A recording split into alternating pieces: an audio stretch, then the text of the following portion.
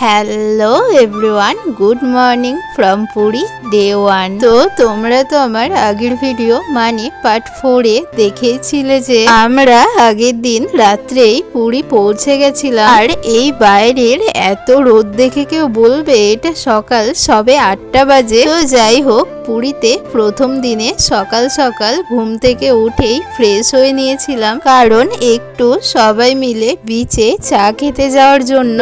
সেই অনুযায়ী সবাই বেরিয়ে পড়লাম। আর এই যে আমরা বিচে পৌঁছেও গেছি। আর তোমাদের তো আমি আমার আগের ভিডিওতে বলেইছিলাম যে আমাদের হোটেল থেকে সমুদ্র কিন্তু খুবই কাছে, তাই আর আমাদের বেশি সময়ই লাগলো না বিচে আসতে।